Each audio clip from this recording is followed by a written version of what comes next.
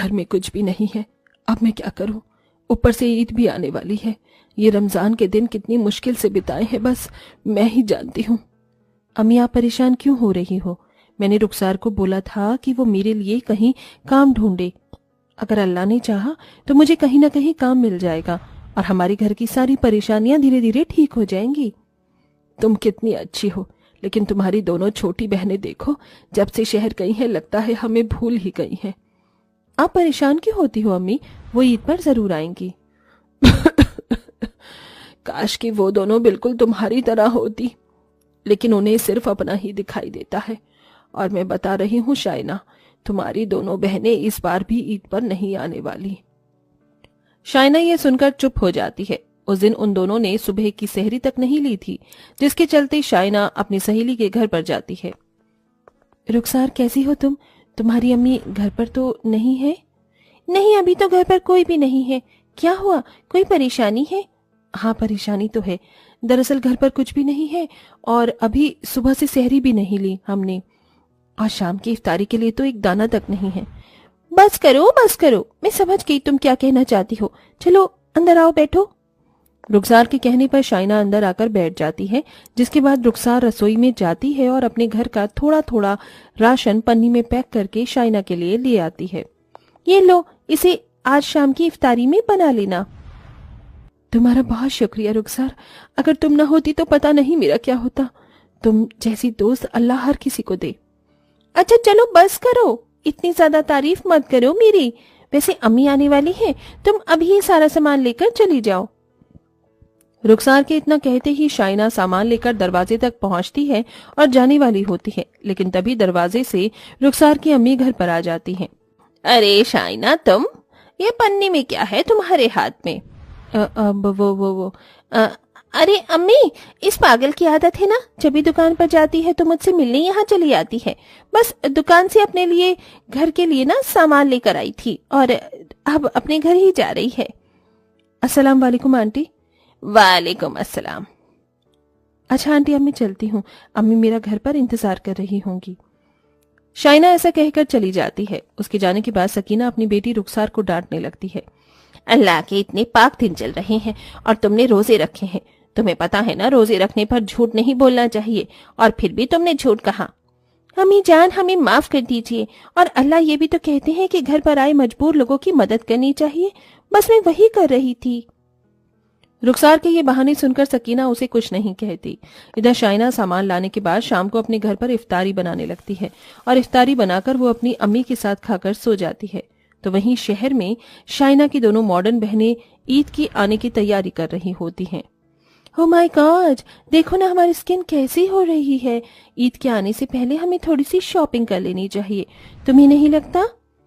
बिल्कुल सही बोल रही हो तुम। और फिर ईद पर हम ये पुराने कपड़े थोड़ी ना पहनेंगे, मॉडर्न टाइप के कुछ नए कपड़े पहनेंगे।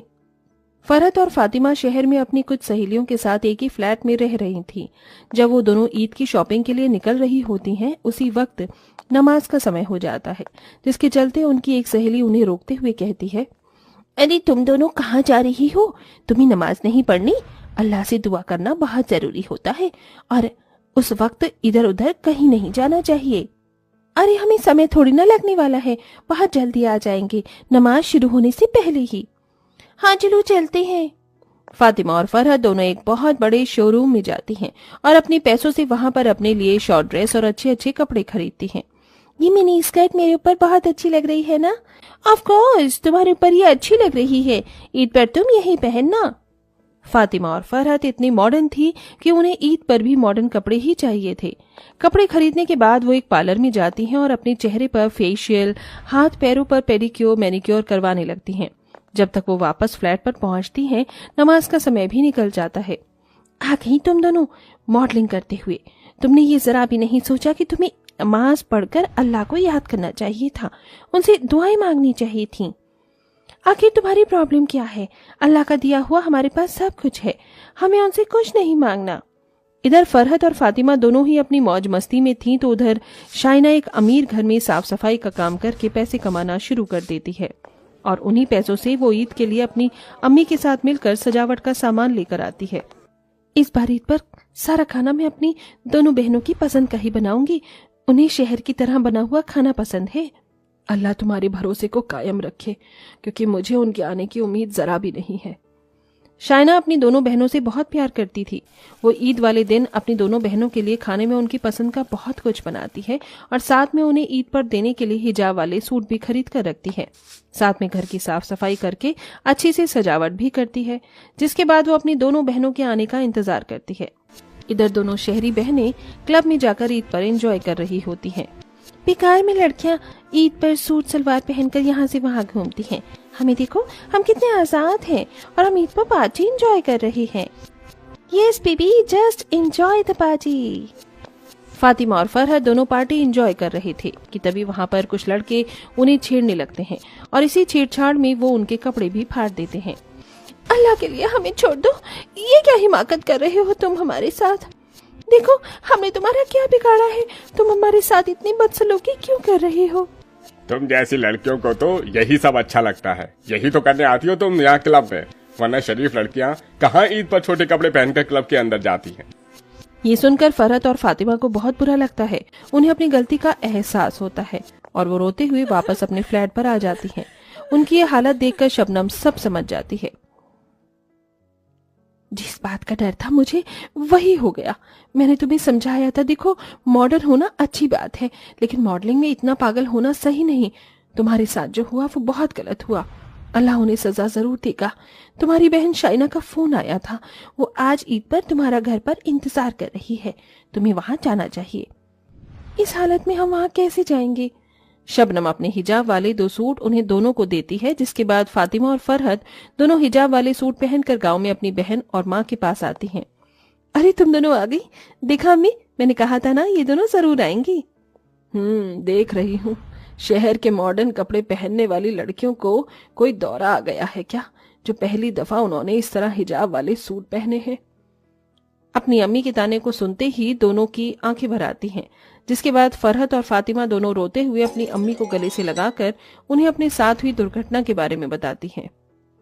या अल्लाह, ये तुम दोनों के साथ क्या हो गया? कोई नहीं मेरी बच्चियों, अल्लाह उन दोनों को सजा जरूर देगा और ऐसे लोगों के साथ बहुत बुरा होता है। अल्लाह की दुआ है कि तुम दोनों सही सलामत हमारे पास वापस आ गई हो। अम्मी जान, आज के बाद हम सिर्फ हिजाब ही पहनेंगे, कभी भी छोटे कपड़े पहनकर मॉडलिंग नहीं करेंगे। हाँ अम्मी जान, और आज से हम आप लोगों के साथ यहीं पर रहेंगे। हाँ मेरी बहनों, तुम्हें शहर जाने की कोई जरूरत नहीं है, अब से तुम यहीं पर रहना। इस तरह तीनों बहनें अपनी अम्मी के साथ बहुत अच्छे से ईद मनाती हैं और रात को चांद का दीदार करती हैं, जिसके बाद शहरी बहनें अपने गांव की बहन के साथ उसके हाथों के बने हुए अच्छे अच्छे पकवान भी खाती हैं। अब वो शहर न जाकर अपनी अम्मी और बहन के साथ ही खुशी खुशी रहने लगती हैं।